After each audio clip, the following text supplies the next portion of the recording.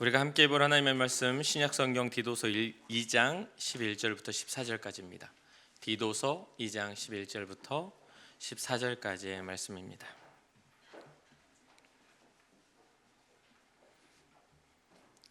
디도서 2장 11절부터 14절까지의 말씀 우리 한 목소리로 합독하도록 하겠습니다.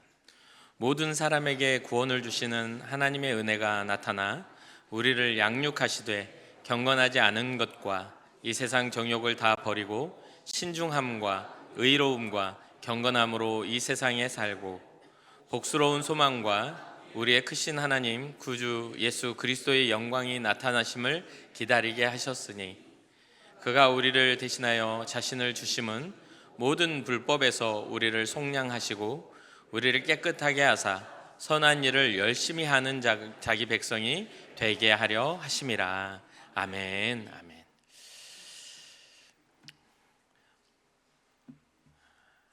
오늘 우리가 함께 살펴볼 디도서의 말씀은 사도 바울이 그의 영적인 동역자이자 영적인 아들인 디도에게 보낸 서신입니다. 오늘 본문은 1장부터 시작되는 디도서의 핵심의 말씀을 정리된 그런 부분이기도 하고요. 이 디도서는 이제 바울이 1차 로마 감옥에 투옥된 상태에서 풀려나서 4차 전도여행이라고 명명되어지는 그 4차 전도의 여행 중에 디도를 이제 그레데 섬에 남겨두게 되고 또 그 이후의 과정 속에서 목회적 서신으로 디도에게 편지를 쓴 서신이기도 합니다. 이 그레데 섬은 오늘날의 시각으로 보면 도덕적으로 매우 혼란하고 방탕한 곳으로 악명이 좀 있었던 것 같습니다. 디도서 1장 12절에 보면 바울이 그레데 사람들을 두고 이렇게 말합니다. 그레데인 중에 어떤 선지자가 말하되 그레데인들은 항상 거짓말쟁이며 악한 짐승이며 배만 위하는 게으름뱅이라 하니라고 하면서 한 그레데 선지자의 말을 인용해서 그레데인들이 가지고 있는 그 악성을 이야기할 만큼 이 그레데 섬에 있는 이 사람들의 기질이 그 문화가 별로 건강하지 못했었던 것을 보게 됩니다. 게다가 이 교회 안에 파고드는 또 할레파 유대인들에 대한 이야기들을 또 하게 되거든요. 1장에 보면 이 할레파 유대인들의 허탄한 이야기에 대한 이야기를 합니다. 거짓을 가르치는 할레파 유대교들의 교사들의 활발한 활동 때문에 오히려 혼란스럽고 또 그레데인들이 가지고 있는 그런 세상적인 정욕과 무질서한 그런 문화 때문에 교육 질서 또한 무질서하게 이렇게 흔들리고 있는 상태였던 것 같습니다. 이처럼 이제 도덕적인 타락이 만연한 이런 상황 속에서 디도에게 주어진 임무는 명확하죠. 교회 질서를 바로 잡아라. 그리스도인들이 세상과 구별된 경건한 삶을 살도록 가르쳐야 한다라는 것이 1장에서부터 계속 이어져 오늘 본문에까지 이어지는 디도에게 보내는 편지의 핵심이기도 합니다. 디도서 1장 16절에 보면 이렇게 말합니다. 그들이 하나님을 시인하나 행위로는 부인하니 가증한 자요 복종하지 아니하는 자요 모든 선한 일을 버리는 자니라. 어떻다는 겁니까? 하나님을 입으로는 시인하지만요 행동으로는 그 시인한 것과 다른 모습을 보이는 겁니다. 가증하다는 것은 이게 거짓스럽고 겉으로만 그럴싸해 보이는 그런 모습이죠. 그리고 복종하지도 않습니다. 하나님의 말씀과 그 교회의 질서에 복종하지 않습니다. 주의 말씀을 경홀히 여기고 또 교회의 질서를 무너뜨리는 그런 모든 일들이 그들의 행위 속에서 나타난다는 거죠. 여기에서 이렇게 자리 잡고 있는 그레데 교회의 그러한 혼란을 너는 가르치고 잠재워야 한다라고 이야기하는데 여기에서는 어떻게 그러면 잠재울 수 있는가라고 보니까 문화는 이미 형성되고 생각도 살아왔던 방식도 그렇게 돼 있기 때문에 우리 인간에게서는 특히 그레데인이나 지금의 오늘날 살아가는 우리의 삶에서는 선한 것이 나올 수가 없습니다. 이 본문 디도서 1장부터 본문까지 쭉 이어서 보다 보면 모든 게 하나님의 은혜로 가능하다라는 것을 결론 짓고 있는 것이죠. 그러니까 바울은 이 세상의 흐름과 교회의 무질서를 바로잡을 수 있는 방법은, 그 답은 오직 하나다. 하나님의 은혜밖에 없다라고 답을 제시하고 있는 것이죠. 성도는 하나님의 은혜가 구원의 유일한 근거지 않습니까? 우리가 구원받는 유일한 근거가 하나님의 은혜입니다. 그 은혜를 통해 우리는 하나님의 말씀을 따라 양육하고 훈련할 뿐만 아니라 마침내 하나님의 영광스러운 그 자리까지, 그 소망의 자리까지 갈 수 있는 그 방법과 힘을 제시하게 되는 거죠. 그러니까 오늘 본문을 우리가 살펴보면 이 구원을 가져온 하나님의 은혜에 대해서 이야기를 합니다. 근데 모든 사람에게 구원을 주시는 하나님의 은혜가 나타나라고 이야기하는 이 구절, 이 바울은 이 복음의 핵심을 선포하면서 여기에 대해서 은혜를 받을 자격이 없는 자에게 베푸시는 하나님의 값없는 선물을 이야기해 줍니다. 그러면 오늘날 우리가 교회 안에서도 분명히 다 은혜를 입어서 주님 앞에 나와 있는데, 여전히 우리가 알다시피 교회가 출석으로 은혜가 되는 건 아니지 않습니까? 교회에 나와서 계속해서 제가 말씀 중에 강조하는 것처럼 교회의 예배를 보러 와가지고는 은혜가 될 수가 없습니다. 그러니까 예배를 보는 것은 그냥 구경꾼에 불과한 것이죠. 그래서 여기에 두 가지 은혜에 대해서 우리는 살펴봐야 되는데, 하나는 은혜는 나타나는 것이다. 이 은혜라는 단어에 우리가 그 헬라어로 뭐라고 합니까? 카리스라고 하죠. 카리스 찬양대 뭐 이렇게 하는 카리스, 은혜에 대한 그런 이야기죠. 근데 은혜는요, 나타나는 겁니다. 그러니까 이걸 발견한 사람들만이 그 은혜를 깨달을 수가 있는 거죠. 얼마든지 우리는 이 교회 안에서 이 은혜를 발견할 수가 있습니다. 근데 이 은혜의 본질이 어디에 있기 때문에 발견할 수가 있냐면, 이 은혜는 바로 예수 그리스도이기 때문에 그렇습니다. 예수 그리스도를 통해서 하나님의 구원이 나타나고, 예수 그리스도를 통해서 영적인 모든 악한 역사는 떠나가고, 예수 그리스도를 통해서 우리 인간이 짊어지고 있는 모든 문제가 그 주님의 이름 앞에서 해결될 수 있다는 것이죠. 우리 모든 죄의 무거운 짐들이 예수님의 성육신과 십자가 사건을 통해서 해결되었다는 것을 진정으로 깨닫는 자들, 그것은 우리가 선택하는 게 아니라 이미 은혜로 나타난 것을 발견하는 겁니다. 그것은 감추어진 보화와 같아요. 볼 수 있는 사람만 봐요. 여러분 보물찾기 보셨죠? 저는 보물찾기 해도 잘 못 찾아서 항상 길목에 서서 하나만 내놔봐 이렇게 했었는데, 아무리 봐도 안 보여. 아무리 봐도 안 보여요. 그런 것처럼, 근데 발견한 사람은 발견한다는 이야기죠. 제가 보물찾기 진짜 못하는데 저희 집에서는 잊어버린 물건 찾는 데는 아빠한테 물어봐 할 정도로 제가 잘 찾아냅니다. 그래서 최근에도 우리 딸이 그 에어팟을 이렇게 잊어버렸다고 막 그러는데, 그래 알았어 하고 딱 가서 찾아서 딱 올려놨더니, 어디서 찾으셨어요? 내 눈에는 보이더라, 그렇게 이야기를 했어요. 그러니까 뭐냐면, 나타난 은혜를 발견할 때에 예수님을 발견할 때 우리는 그 은혜를 경험하고 깨달을 수가 있는 거죠. 이것을 우리는 체험이라고 합니다. 주님을 체험하는 신앙만이 은혜 안에 머무는 신앙이다. 주님을 체험하지 못한 신앙은 그냥 기복적이고 샤머니즘적인 신앙밖에 할 수가 없는 겁니다. 제가 이전에 담임 목회를 할 때, 시골에서 담임 목회를 했을 때 안좌라는 섬, 깊은 1시간 반 배 타고 들어가는 섬에서 5년 동안 이렇게 담임 목회를 했어요. 거기는 한 25명 정도 되는 성도들이 있는 아주 작은 교회입니다. 그런데 평균 연령이 80세야. 그러니까 얼마나 연세들이 많아요. 그때 당시에는 30대였는데 그 손자들이 저보다 나이가 많아요. 그러니까 그랬는데, 또 이 젊은 어떤 열정이 있으니까 젊은 목회자가 들어갔으니 얼마나 또 할머니들 붙잡고 얼마나 몸부림치면서 설교를 했겠습니까? 지금 좀 얌전해졌습니다만 옛날에는 얌전하지 않게 설교를 했거든요. 깨래깨래 고래고래 소리를 지르면서, 또 교회가 이런 마이크 시설도 잘 안 돼 있고 작은 시골의 교회니까 목소리로 막 이렇게 전달해야 되는데, 지금 이제 마이크 시설이 좋아가지고 속삭여도 들리는데, 거기는 속삭이면 안 들리고 대부분 다 보청기를 켜야 되는 분들이라서 웬만히 소리를 질러갖고는 못 알아들어요. 그래서 안수기도를 할 때에도 보통은 할렐루야 하고 안수기도를 해야 되는데, 귀에다 대놓고 해야 돼. 주여 해야 들려. 그럼 몇 분 안 되는데도 안수기도 한번 하고 나면 목이 쉴 정도로 아버지 주여 해야 들리는 그런 곳이라 막 또 거품 물면서 막 설교를 했단 말입니다. 1년이 지나가고 2년이 지나가고 3년이 지나가는 막 열심히 예수가 생명이라고 막 하면서 이렇게 열정 있게 또 설교를 했는데, 어느 날 예배가 끝나고 점심시간이 되었는데 84세 5세 정도 된 우리 할머니 권사님 한 분이 점심 식사를 이제 우리가 준비해서 25명이서 앉아가지고 오손도손 먹고 이제 또 믹스 커피를 탁 타가지고 서로 나눠서 앉아가지고 있다가 제 앞에 오더니 그러는 거예요. 목사님, 예 권사님, 나는 이제서야 알았어요. 그러는 거예요. 뭐를요? 예수님이 나의 구원자라는 걸 이제서야 깨달았다고. 샤머니즘적인 신앙을 해왔던 겁니다.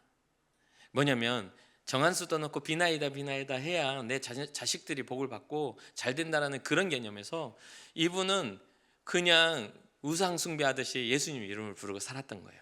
그 이름이 자기 자신을 구원한다라는 생각을 갖지 못하고 항상 내 자식들 잘 돼야지, 내 농사 잘 지어줘야지, 이런 생각으로 항상 기복신앙을 해왔던 겁니다.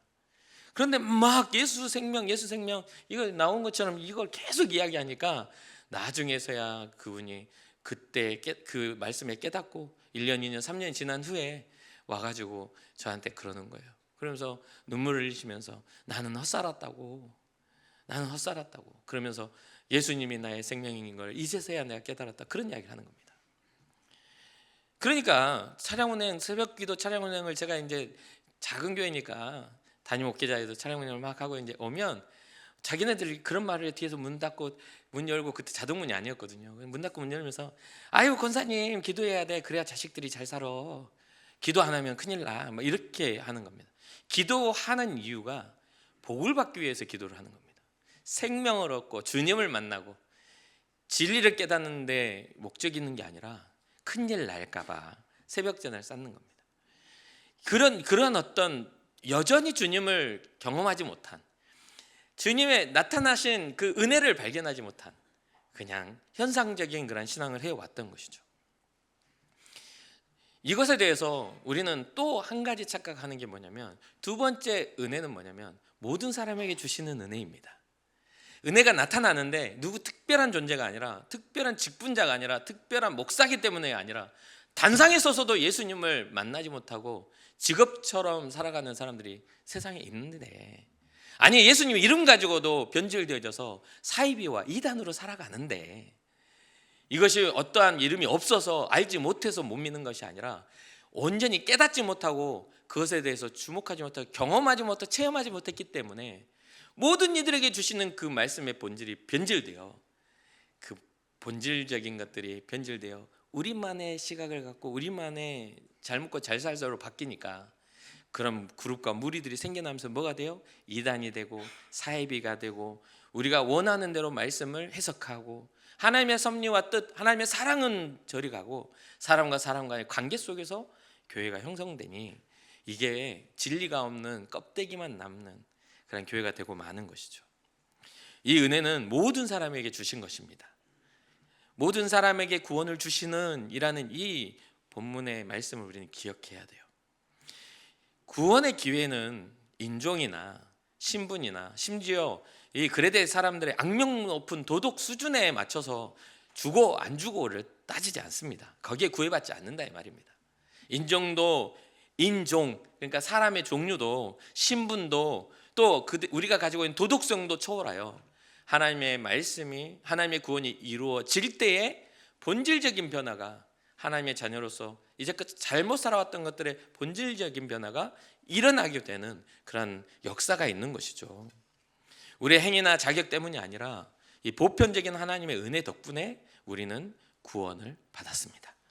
이 은혜가 우리의 구원의 유일한 시작이고 또 영원한 하나님의 나라의 근거이기도 합니다. 자, 그러면서 우리의 어떤 이러한 구원을 주시는 그 은혜는 예수 그리스도가 십자가에 달리시고 죽으심으로 성취하신 사망의 권세가 떠나가고 생명의 성령의 법이 사로잡은 그러한 것들은 이미 바울이 전해주고 있는 그 사건은 이미 과거가 되었습니다. 이미 지불된 겁니다. 그러니까 계속해서 지불해 가는 게 아니라 이미 그리스도의 십자가로 지불된 그 사건, 과거의 은혜를 우리가 힘입어 현재를 살아가는, 여전히 살아계시고 여전히 역사하시고 여전히 일하시는 그 그리스도와 함께 살아가는 그 삶 속에서 우리는 양육되어져야 하는 것이죠. 점점 더 성장하고 양육되지 않은 신앙은, 제가 항상 말합니다, 멈춰 있는 신앙은 그거는 성장하는 신앙이, 유지하는 신앙은요 성장이 아닙니다. 그건 퇴보입니다. 멈춰버린 것은요 더 이상 어떤 소망을 가질 수가 없죠. 언제나 신앙은 다시 오실 주님을 향하여 전진하는 신앙이 되어야 하는 거예요. 현재는 진행형이죠. 그래서 이 12절부터 이 현재 우리의 삶을 살아가는 것들 가운데 우리를 양육하시고 우리를 세우시는 그 하나님의 역사가 있는데, 여기는 두 가지의 버릴 것과 세 가지의 취할 것에 대한 이야기를 좀 해줍니다. 첫 번째, 우리를 양육하시되 경건하지 않는 것과 이 세상 정욕을 다 버리고. 첫 번째는 버려야 될 게 경건하지 않음을 버려야 합니다. 경건하지 않다는 것은 무슨 뜻입니까? 불경건은요, 성경이 말하는 경건하지 않다는 것은 죄 가운데 거하며, 이 죄 가운데 거한다는 것은 하나님의 은혜 안에 거하지 않고 하나님 없이 잘 살 수 있다라는, 하나님 없이 살아가는 삶의 태도를 이야기합니다. 하나님에 대한 불경일 뿐만 아니라 하나님 없이 사는 모든 삶의 태도, 이것을 불경건이라고 말합니다. 경건하지 않다. 그리고 이 세상 정욕, 이 경건하지 않는 것들을 버려야 하고, 이 세상의 정욕을 두 번째는 버려야 합니다. 이 세상의 정욕은 뭐죠? 이 세상 우리가 가지고 있는 삶의 욕심, 욕망, 그리고 그 안에 담겨진 쾌락. 하나님이 없기 때문에 우리가 욕망 가운데, 욕심 가운데 살아가는 모든, 그 안에서 일어난 모든 죄를 의미하죠. 특히나 이 그레데 섬에 교회가 처했던 그 모든 그 문화적 배경이기도 합니다. 오늘날 우리가 살아가는 세상에 만연해 있는 물질주의와 쾌락주의와 중독적인 그러한 것에 우리 모습들도 그 정욕의 욕망이 담겨 있는 것이죠. 하나님의 은혜는 이러한 경건치 못한 것과 세상적인 정욕을 거절하라고 말합니다. 아니요, 저는 그게 싫습니다라고 거절하라고 말합니다. 전 정말 이 거절하라는 말을 자주 들었습니다. 세상의 유혹, 죄의 유혹을 거절하라. 선하지 못한 모든 방식과 그 마음에 심어놓는 모든 마귀의 유혹들을 거절하라. 때로는 우리가 선택하여 죄를 짓기도 하지만 마귀가 우리의 마음에 그 죄를 뿌려놓아 그것을 열매 맺기도 합니다. 세상 주관자들에 대한 싸움, 어둠에 대한 권세에 대한 싸움, 하늘에 있는 악한 영들에 대한 싸움, 혈과 육에 대한 것이 아니라 그런 어떤 영적인 세계에 대한 싸움, 문화와 영에 대한 싸움을 해야 한다는 것이죠. 그러니 경건하지 못한 것과 세상적인 모든 정욕을 거절할 이 두 가지는 버려야 할 일입니다. 마음으로 새 사람을 입고 의와 진리의 거룩함으로 새 사람을 또 입는 것, 그것이 바로 구습을 버리고 새 사람으로서의 삶을 사는 신앙자의 모습이기도 하죠. 버릴 것 두 가지와 이제 갖추어야 할 것, 얻어야 할 것 세 가지를 이야기합니다. 그 세 가지는 신중함과 의로움과, 경건치 못함을 버리면 그 자리에 경건함이 자리 잡겠죠. 경건함에 대한 이야기입니다. 신중하다라는 것은 모든 중독의 모든 욕망은요 자기 통제를 벗어나기 때문에 그렇습니다. 올바른 기준, 예수님을 만났어도 그 안에 내 안에 내재하고 있는 악한 기준들이 먼저 발동한다면, 자기 절제를 하지 못하고 그것이 드러난다면 그건 악한 것들로 나타날 수밖에 없습니다. 모든 성령의 열매는 선하다, 저는 말씀을 드리죠. 사랑으로 시작하여 절제로 열매 맺는다. 그러니 선한 열매를 맺게 하여 우리는 신중하게 우리의 삶을 되돌아볼 필요가 있는 것이죠. 이 신중함에는, 이 절제에는 자기 자신을 올바르게 바라보는 자기 자신에 대한 올바른 태도에는 기준이 필요합니다. 무엇이죠? 의로움입니다. 하나님의 선하심도 그 안에 자리 잡아야 하고, 또 이웃에 대한 선한 행실도 우리를 증명한다는 것이죠. 사랑하는 성도 여러분, 이웃에 대한 공정하고 올바른 관계를 맺는 것도 우리를 통해 예수님이 세상에 나타나는 비결이기도 합니다. 타인에 대한 태도가 어쩌면 우리의 신앙의 증명을 하는 그런 모습이기도 하죠. 종종 제가 자주로 말씀드리죠. 요즘에 어떤 문화 안에서도 기독교를 말하면 기독교를 좋게 표현하지 않는다고요. 어떤 기독교의 어떤 목회자나 장로나 권사나 다 영화 보세요. 영화 보다가 기독교가 나타나면 좋게 표현하는 영화가 거의 없습니다. 선교를 위한 영화 위에는요 다 악하게 표현합니다. 그런데 저는요 악한 목사로 살아본 적이 별로 없습니다. 저희 교회 안에 악한 장로님을 본 적이 별로 없습니다. 정말 악해서 누군가를 상처 입히려고 살아가는 권사님을 별로 본 적이 없습니다. 그러나 있죠. 말이 거칠고 행동이 거칠고 세상에 아직 가지고 있던 기질을 버리지 못한 분들이 있긴 있겠죠. 그러나 여기서 벗어나서 세상에 나가면 그런 사람은 더 많습니다. 우리는 연약한 자에게 주님 앞에 나와 우리의 삶을 조명하고 우리의 연약함을 주님 앞에 내어놓고 조정되어져 가는 과정에 있는 것입니다. 완성되어진 성도가 아니라 완성되어져 가는 과정 속에 우리는 배워야 하는 것이죠. 이게 바로 양육입니다. 우리가 버려야 할 것과 우리가 취해야 할 것, 버려야 할 것은 경건치 않은 모든 삶의 태도, 이 세상에 대한 정욕, 이건 버려야 합니다. 그러면 우리가 취해야 할 것은 하나님 앞에 절제된 신중함, 그 기준이 되는 의로움과 타인에 대한 선한 행실, 그리고 마지막 경건치 못한 것이 떠나가고 그 자리에 경건함이 자리 잡게 하는 것. 그럼 이 경건함은 어떻게 자리를 잡습니까? 우리는 경건해질 수가 없습니다. 우리의 것은 우리가 가진 건 모든 게 다 악한 것밖에 안 나와요. 이기적인 것, 쾌락적인 것, 충동적인 것, 악한 것밖에 없어요. 그러나 이것이 떠나가고 하나님으로부터 공급되는 하나님의 은혜가 우리에게 올 때에 우리는 하나님의 경건함, 하나님의 거룩함에 동참할 수가 있게 되는 것이죠. 사랑하는 성도 여러분, 이러한 삶을 살 수 있는 힘은 우리의 노력이나 의지에서 나오는 게 아닙니다. 오히려 우리에게 나타난 하나님의 은혜로부터 나오는 것이기에 우리는 하나님의 은혜를 발견하는 자가 돼야 하는 것이죠. 그래서 저는 항상 입버릇처럼 하는 말이 있습니다. 삶을 살면서 항상 입버릇처럼 해요. 은혜롭게 하시죠. 은혜되게 하시죠. 어떤 결과, 좌로 가냐 우로 가냐 앞으로 가냐 뒤로 가냐 어떤 방법이냐 빨리 가냐 늦게 가냐 상관없습니다.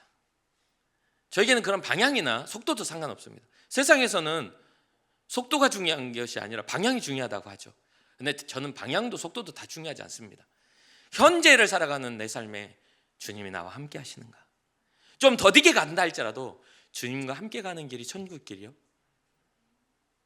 내가 가는 방향 속에 나와 주님이 함께 하실 때 올바른 방향을 선택할 수 있는 거죠. 그 방향을 누가 옳다 말합니까? 내 눈에 보기 좋은 것들이 좋은 방향 아닙니까? 그러나 진짜 좋은 방향은 하나님의 눈에 좋은 방향인 줄 믿으시길 바랍니다. 주님 손을 붙잡은 자가 올바른 길을 갈 수 있고 주님의 손을 붙잡은 자가 세상 문화를 이길 수 있다는 것을 잊지 말아야 하는 것이죠. 은혜는 우리에게 책임을 지우는 동시에 그 책임을 감당할 능력까지 주시는 게 바로 하나님의 은혜입니다. 오늘날 살아가는 성도의 현재를 살아가는 삶은 은혜가 베풀어지는 현장입니다. 주님의 은혜를 기대하는 자가 그 현장에서 은혜를 경험하는 거예요. 믿음으로 심고 은혜로 거두는 겁니다. 믿음으로 심지도 않고 은혜를 거둬지는 일은 100% 없습니다. 하나님은 자기를 찾는 자들, 믿으며 주님을 찾는 자들의 상 주시는 이심을 분명하게 우리에게 가르쳐주고 있는 것이죠. 끝으로 미래를 소망하는 하나님의 소망, 은혜에 대해서 우리는 기억해야 합니다. 13절과 14절에 나오죠. 복스러운 소망과 우리의 크신 하나님 구주 예수 그리스도의 영광이 나타나심을 기다리게 하셨으니. 이 복스러운 소망은요, 어떤 것과 연결이 되어 있어요? 예수 그리스도와 연결되어 있습니다. 우리 주님 예수님의 영광이 나타나심, 다시 오실 예수 그리스도의 재림에 대한 복스러운 소망을 가진 자들, 말씀드렸죠. 믿음의 역사와 사랑의 수고와 소망의 인내를 가지라.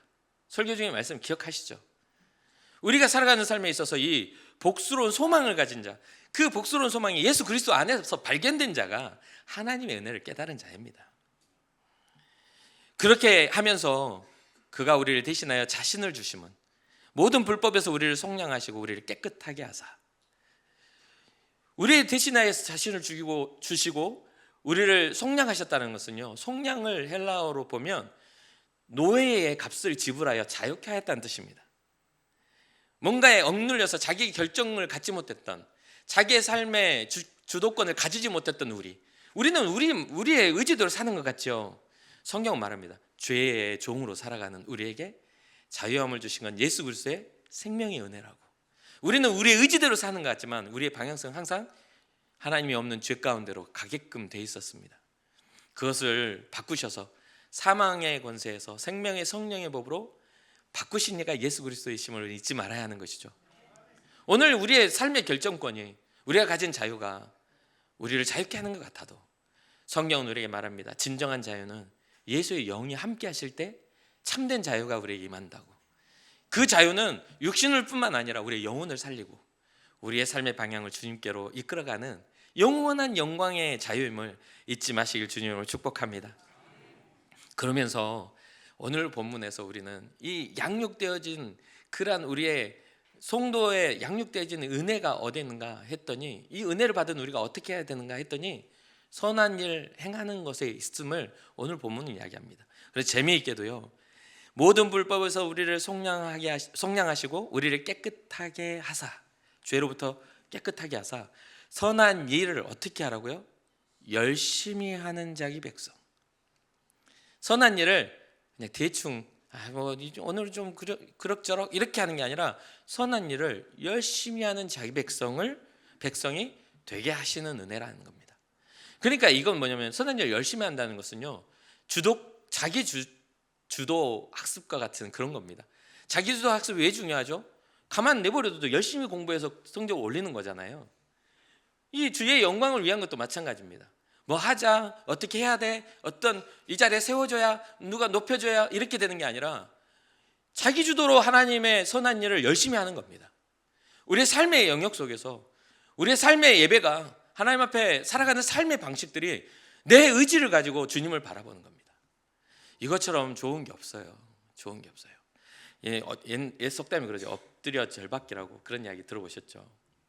막 이렇게 할 생각도 없는데 너는 왜 나한테 안 해? 해가지고 그때서야 뭐 이렇게 진짜 엎드려 절받기다 뭐 이런 이야기 하잖아요. 우리의 신앙생활이 혹시나 그렇게 되어 있지는 않습니까? 주님의 은혜를 받는데 항상 잊어버려. 그럼 뭐라고 합니까? 은혜를 받고 잊어버리면 배은 망덕. 그죠? 은혜를 받고 잊어버리면 배은 망덕이죠. 그러니까 망덕형 신앙자들이 너무 많은 겁니다. 그러니까 구할 때는 열심히 구하고 받은 다음에는 입 싹 닦어. 입 딱 닦어. 이 정도 했으면 됐지. 나는 다 받았는데 내 걸 줄 때는 조금만 줘야 돼. 엄청 아까워. 손이 발발발 떨리면서. 아무것도 없었던 때를 기억하지 못하고 하나님 앞에 받은 은혜들에 대해서 너무 우리가 인색한 모습을 보인다는 겁니다. 그런데 하나님이 자기 자신한테 하라 합니까? 아니요. 하나님은요, 나를 사랑하지? 그러면 내 이웃을 내 몸과 같이 사랑해라. 하나님을 사랑하는 건 먼저 맞습니다.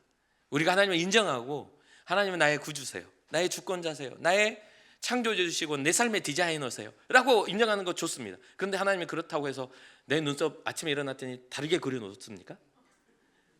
그래요? 하나님은 자연스럽게 우리의 인생이 시작에서부터 노년에 이르기까지 자연스럽게 흘러가도록, 물론 그 안에 여러 가지의 인생의 문제 때문에 인생의 그런 것들이 그림이 다르게 그려지는 사람도 있겠죠. 세상에 악한 걸 마주해서 그 악한 걸 건너뛰지 못하는 사람도 있어서 인생의 불행을 맞이할 수도 있겠죠. 그럼에도 불구하고 하나님은 동일하게 구원의 이름 예수 그리스도를 주셔서 모든 사람을 구원하시려는 하나님의 사랑을 주시고 있다는 거예요. 그러한 과정에서 우리는 그것을 안 자이기 때문에 우리의 인생을 살아갑니다. 그럴 때 우리는 어떻게 하냐면 우리의 마음을, 우리의 주도성을 주님 앞에 드리는 게 신앙입니다. 선한 일을 열심히 하는 백성이 되어라. 그때에 내가 너희를 복을 줄게. 내가 너희를 인정해 줄게. 사람과 사람과의 관계이지만 그것을 내가 인정해 줄게. 그게 성경상에 끊임없이 나타나고 드러납니다. 그러니 우리는 그렇게 생각하죠. 어쩔 때는 그런 생각이 들어요. 내가 왜요, 하나님? 꼴도 보기 싫어 죽겠는데요. 이쪽 쳐다보면서 하면 오해할까 봐 이렇게 돌렸어 내가. 꼴도 보기 싫어 죽겠는데 이렇게. 그런 생각 들 때 있잖아요. 누군가 미워지면요 꼴도 보기 싫어질 때 있습니다. 기도도 하기 싫고 웃어주기도 싫고 말도 걸기 싫고 그렇잖아요. 내가 왜요, 하나님? 나 하기 싫은데요? 라고 할 수가 있죠. 그런데요, 하나님은 괜찮아. 그래도 해야 돼. 선한 일을 행하라.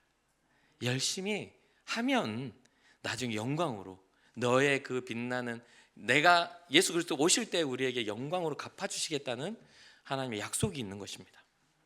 그러니 우리는 이미 구원받은 자의 모습 속에서 은혜에 대한 감격으로 우리 자발적인 신앙으로 주님 앞에 나아가야 되는 겁니다. 대충 끌려오는 것도 아니고 어쩔 수 없이 마지못해 하는 것도 아닌, 우리가 은혜를 받았고 또 이 말씀, 내가 버려야 할 거룩하지 경건하지 못한 것을 버리고 세상 욕심을 버리고 주님을 향한 신중함과 의로움과 경건함으로 채워보니 주님의 뜻을 알 수 있다라는 거죠. 주님이 이러한 것을 원하시는구나. 예수님을 보내셔서 우리를 구원하셨던 그때에 얼마나 가치가 있어서 사람들을 구원하시겠다 하셨겠어요? 그 사람의 손에 의해 주님은 죽으셨는데 그럼에도 불구하고 구원하시겠다 하는 하나님의 그 놀라운 사랑을 우리 잊지 말아야 됩니다.